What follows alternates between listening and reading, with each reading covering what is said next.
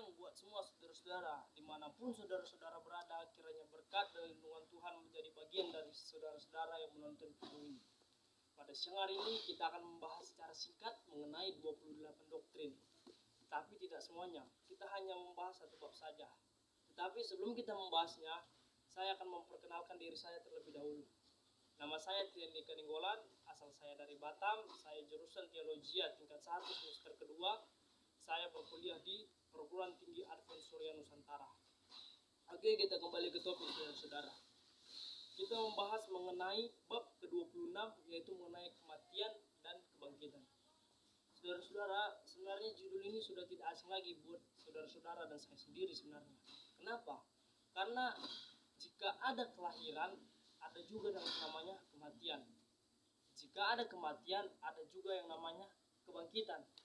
Tapi saudara-saudara, ada satu hal yang perlu kita ingat, bahwa kebangkitan itu tidak semua didapatkan oleh orang yang meninggal itu, saudara-saudara. Kenapa saya mengatakan seperti itu? Orang-orang yang mendapatkan kebangkitan tersebut adalah orang-orang yang mati di dalam nama Tuhan Yesus Juru Selamatnya. Karena pada saat kedatangan Tuhan Yesus yang kedua kali, Tuhan akan membangkitkan orang-orang yang sudah mati tersebut, yang percaya kepadanya, itulah yang akan dibangkitkan. Sebenarnya saudara-saudara, kematian ini merupakan salah satu yang namanya dosa. Kenapa saya mengatakan seperti itu? Sebab di Alkitab dikatakan bahwa sebab itu upah dosa ialah maut. Maut itu sama dengan namanya kematian. Jika Adam dan Hawa tidak jatuh ke dalam dosa, tidak ada yang namanya kematian, saudara-saudara. Semua hidup itu kekal, tidak ada yang namanya kematian. Semua manusia itu tidak akan yang ada mengalami yang namanya kematian. Tetapi oleh karena Adam dan Hawa sudah jatuh ke dalam dosa, adalah yang namanya kematian, saudara. Karena di Alkitab jelas tadi seperti yang saya katakan, tidak, upah dosa itu ialah maut. Jadi maut itu sama dengan kematian. Dan satu lagi saudara-saudara, judulnya sini mengenai kebangkitan. Kebangkitan adalah satu hal yang ditunggu-tunggu oleh orang yang sudah meninggal. Bukan saya mengatakan bahwa orang meninggal itu bisa menantikan kebangkitannya, bukan saudara-saudara. Tapi adalah satu hal atau satu momen yang ditunggu oleh saudara-saudaranya yang sudah meninggal itu, saudara. Mereka akan dibangkitkan. Tapi sama seperti yang saya katakan di awal tadi, bahwa tidak semua orang tersebut mendapatkan kebangkitan tersebut. Apa sih kebangkitan itu, saudara-saudara? Kebangkitan adalah pemulihan hidup, diiringi dengan kesempurnaan manusia dan kepribadiannya setelah kematian itu. Jadi saudara-saudara, orang yang sudah mati, orang yang sudah dibangkitkan, itu akan dihidupkan kembali. Pasti saudara-saudara berpikir, oh dia udah mati, pasti tubuhnya dah bau lah, dah gak berpasangan lagi, pasti dah bisa, dah putus semua tulang-tulangnya. Saudara-saudara, nanti pada saat kebangkitannya mereka sama seperti orang-orang yang masih hidup pada saat ini. Mereka masih memiliki tubuh yang lengkap, mereka layaknya orang yang baru lahir, saudara-saudara. Pengharapan atas kebangkitan dan bukti yang cukup memadai memberikan keberanian kepada kita bahwa kita dapat menikmati masa depan yang lebih baik di balik dunia yang sekarang ini. Masih harus menghadapi kematian bagi semua orang. Jadi saudara-saudara, dikatakan bahwa kita hidup pada zaman ini hanya ibaratnya kita hanya menunggukan kematian kita. Saya mengatakan seperti itu, apa yang saudara-saudara tunggu di bumi ini? Hanya kematian yang kita nantikan. Tapi harapan kita di kematian itu, kita akan memperoleh yang namanya kebangkitan, saudara-saudara. Apa sih pentingnya kebangkitan itu?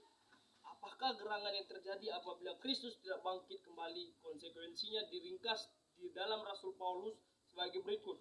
Tidak ada gunanya mengabarkan Injil, tetapi andai kata Kristus tidak dibangkitkan, maka sia-sialah pemberitaan kami, dan sia-sialah juga kepercayaan kami. Jika tidak ada kebangkitan itu, saudara-saudara, kepercayaan kita itu sia-sia, saudara-saudara. Jadi saudara-saudara, di pelajaran kita pada siang hari ini di 28 doktrin, saudara-saudara, kebangkitan itu merupakan suatu hal yang sudah kita dambakan, saudara-saudara. Tetapi jika kita ingin menerima kebangkitan itu, kita harus mengenal, kita harus menerima Tuhan itu sebagai Juru Selamat kita, saudara-saudara. Jadi kebangkitan itu gunanya apa saudara-saudara? Pasti kita bertanya, apa dibangkitkan kembali? Apa gunanya kebangkitan itu? Kebangkitan itu saudara-saudara merupakan untuk memperoleh kehidupan yang baru. Sama seperti kita melakukan memperoleh kehidupan di bumi ini, begitu juga kebangkitan saudara-saudara. Kebangkitan itu untuk menerima penghukuman. Jadi saudara-saudara, apabila dari bangkitkan, kita akan ditimbang dan kita akan ditimbang.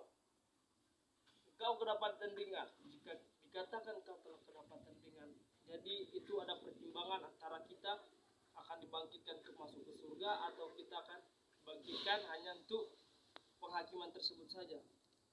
Jadi saudara-saudara, dalam Wahyu 2 ayat 11 dikatakan bahwa Allah menjanjikan bahwa barang siapa menang, ia tidak akan menderita apa-apa oleh kedatangan yang kedua.